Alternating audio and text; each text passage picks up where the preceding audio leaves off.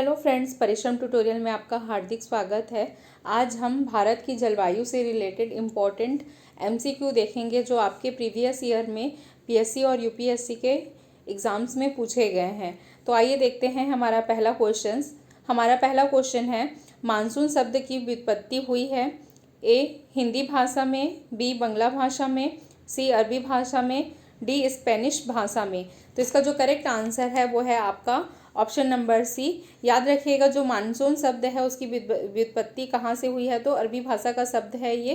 ठीक है, अब हमारा अगले क्वेश्चन की ओर बढ़ते हैं। हमारा अगला क्वेश्चन है, भारत के किस राज्य में मानसून का आगमन सबसे पहले होता है? असम, पश्चिम बंगाल, महाराष्ट्र, केरल। तो इसका जो करेक्ट आंसर है वो है आपका ऑप्शन नंबर डी। भारत में सबसे पहले मानसून का आगमन केरल राज्य में होता है। अब हमारा अगला क्वेश्चन है, भारत की सर्वाधिक वर्षा मुख्यतः प्राप्त होती है उत्तर पूर्वी मानसून से, वापस होते मानसून से, दक्षिण पश्चिम मानसून से, संवहनी वर्षा से। तो इसका जो करेक्ट आंसर है वो है आपका ऑप्शन नंबर सी। याद रखिएगा, भारत को सर्वाधिक वर्षा मुख्यतः दक्षिण पश्चिम मानसून से प्राप्त होती है। ठीक है, अब हमारा अगला क्वेश्चन हम देखते हैं, भारत के किस भाग में सर्वाधिक दैनिक तापांतर पाया जाता है? पूर्वी तटीय प्रदेश, छत्तीसगढ़ मैदान के आंतरिक क्षेत्रों में, अंडमान द्वीप में, राजस्थान के मरुस्थल क्षेत्रों में। तो इसका जो करेक्ट आंसर है वो है आपका ऑप्शन नंबर डी। राजस्थान के मरुस्थल क्षेत्रों में सर्वाधिक क्या पाया जाता है? दैनिक तापांतर पाया जाता है। ठीक है, यहाँ दिन और रात में बहुत ही ज़्यादा क्या होता है? टेम्परेचर डिफरेंस पाया जाता है। अब हम अपने अगले क्वेश्चन की ओर बढ़ते हैं। तमिलनाडु में शरतकालीन वर्षा अधिकांशतः जिन कारणों से होती है, पश्चिमी विक्षोभ, उत्तर पूर्वी मानसून, दक्षिण पश्चिम मानसून, दक्षिण पूर्वी मानसून। क्या पूछा गया है क्वेश्चन में? तमिलनाडु में शरतकालीन वर्षा अधिकांशतः किस कारण से होती है? तो इसका जो करेक्ट आंसर है वो है आपका ऑप्शन नंबर बी। उत्तर पूर्वी मानसून से क्या होता है? आपका तमिलनाडु में शरतकालीन वर्षा होती है। ठीक है, ये आपका ऑप्शन नंबर बी जो है वो इसका करेक्ट आंसर है। अब हमारा अगला क्वेश्चन हम देखते हैं,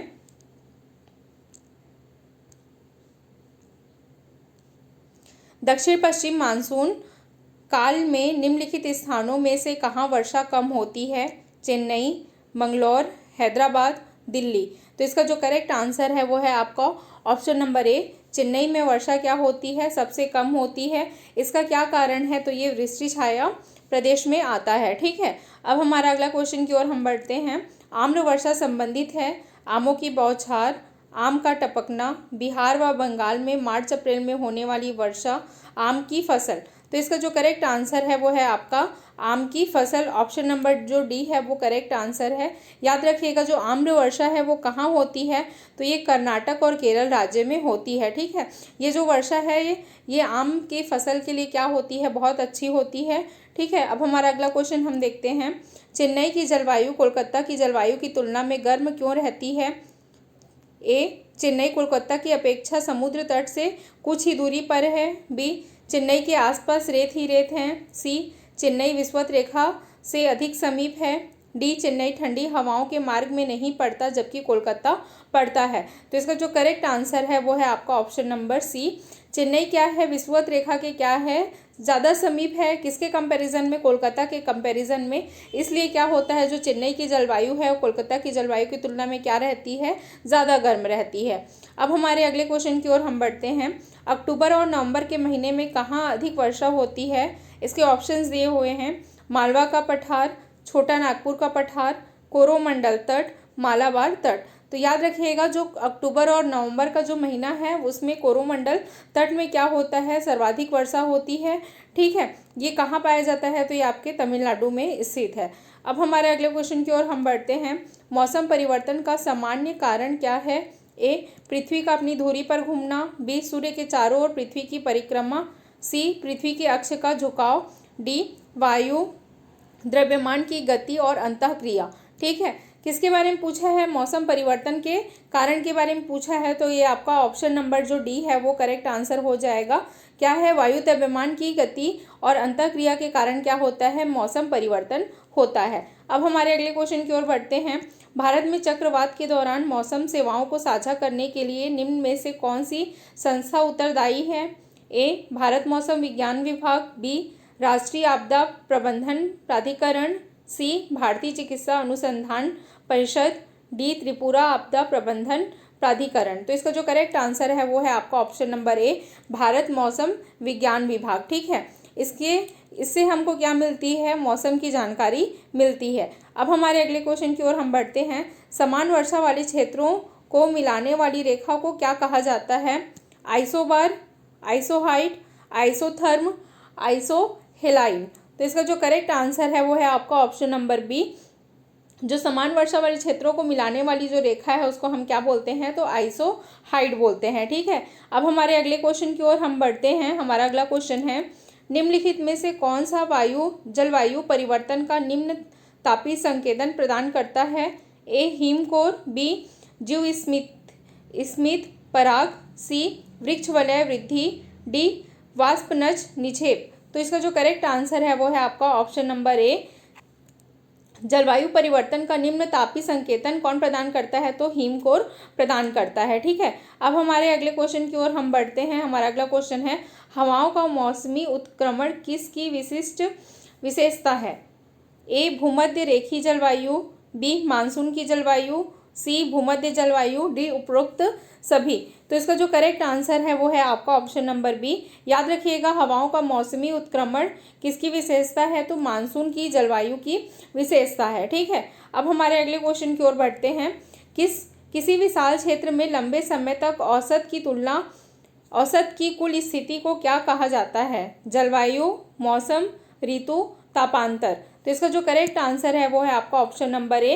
याद रखेंगे, किसी भी विशाल क्षेत्र में लंबे समय तक औसत की कुल स्थिति को क्या कहा जाता है? तो जलवायु कहा जाता है।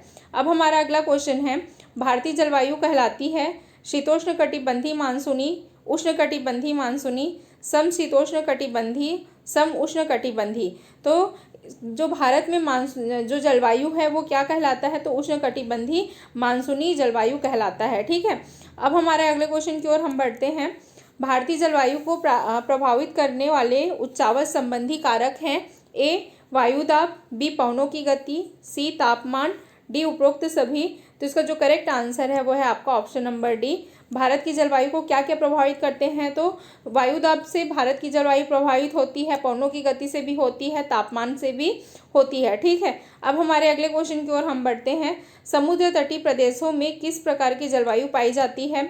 सम जलवायु, विषम जलवायु, मध्य जलवायु, उपोष्ण जलवायु। तो इसका जो करेक्ट आंसर है वो है आपका ऑप्शन नंबर ए, समुद्र तटीय क्षेत्रों में सम जलवायु पाई जाती है। ठीक है, अब हमारे अगले क्वेश्चन की ओर हम बढ़ते हैं। मानसून की व्युत्पत्ति की व्याख्या निम्न में से किस सिद्धांत के आधार पर नहीं की गई?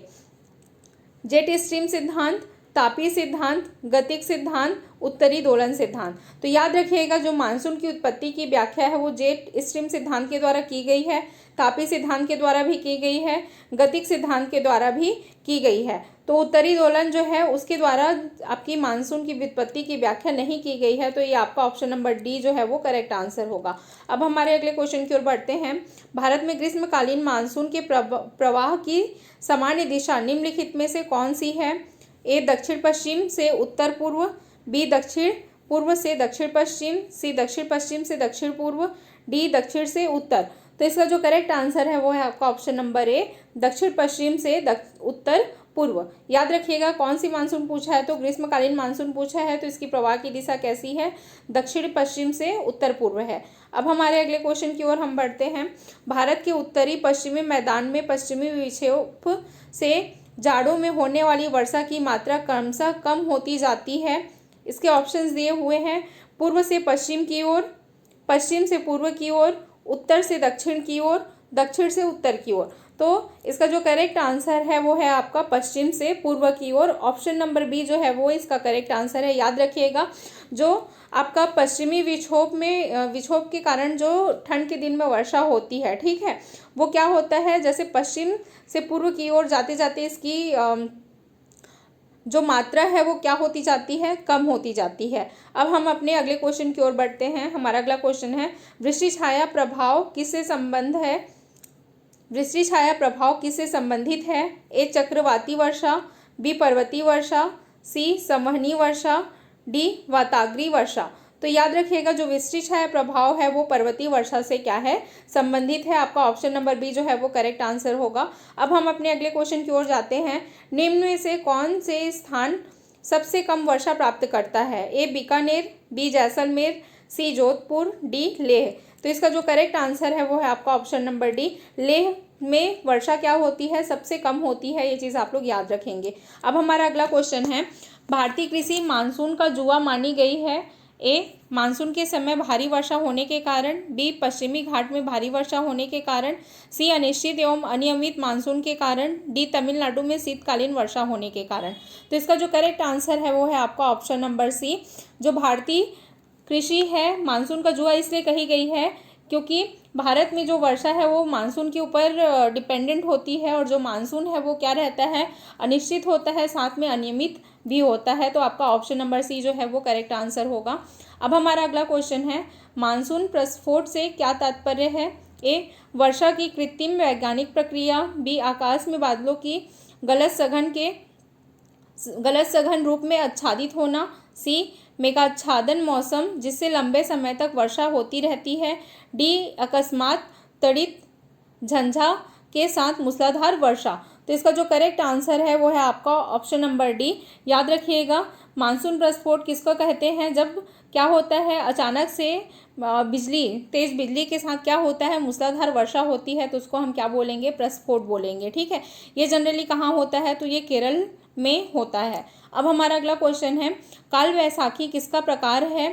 ए केरल में प्रचलित एक धार्मिक अनुष्ठान, बी पश्चिमी विक्षोभ से वर्षा, सी चक्रवाती तूफान, डी उपरोक्त में से कोई नहीं।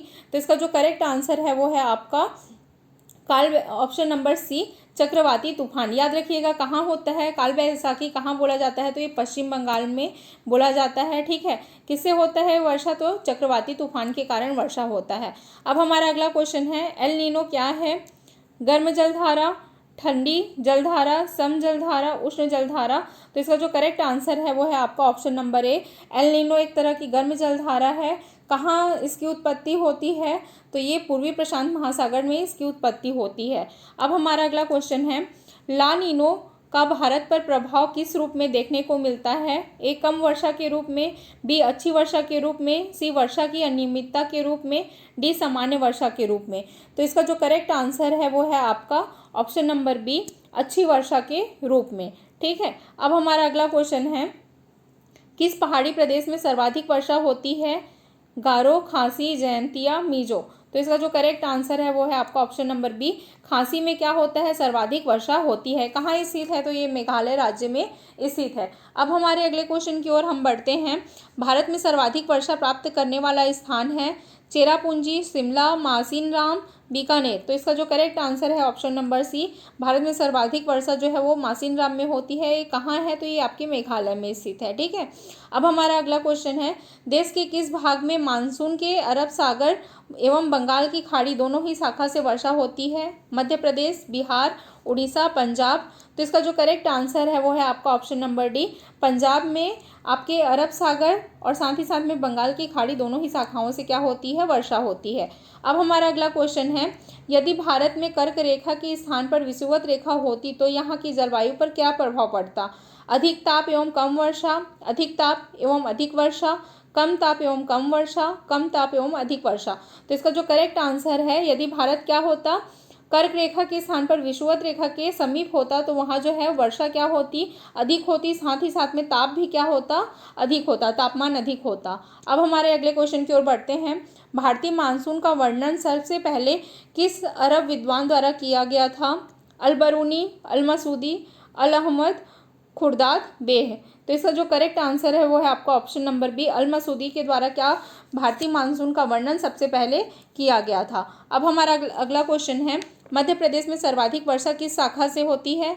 बंगाल की खाड़ी, अरब सागर, दोनों शाखाओं में से बराबर, इनमें से कोई नहीं। तो इसका जो करेक्ट आंसर है, अरब सागर, मध्य प्रदेश में सबसे ज़्यादा जो है वो बंगाल की खाड़ी शाखा से क्या होती है, वर्षा होती है। अब हमारा अगला क्वेश्चन है, लो किस प्रकार के पवन का उदाहरण है? स्थायी पवन, सामयिक पवन, स्थानीय पवन, इनमें से कोई नहीं।